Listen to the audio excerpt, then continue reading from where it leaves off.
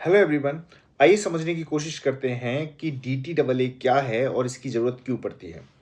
D T double A यानी double taxation avoidance agreement जो दो या दो से ज़्यादा कंट्रीज के बीच में होता है, जो ये बताता है कि किसी एक पर्सन को एक तरह की इनकम पर दो अलग अलग कंट्रीज में टैक्स ना पे करना पड़े।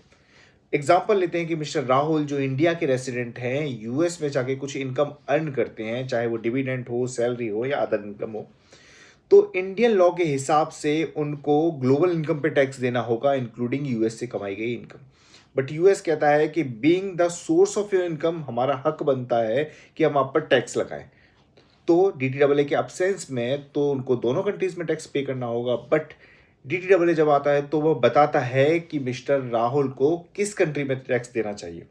और याद रखिएगा, जब भी डीटीडब्ल्यूए और डोमेस्टिक टैक्स लॉ में विवाद होगा तो डीटीडब्ल्यू ही प्रवेल करेगा। Thank you.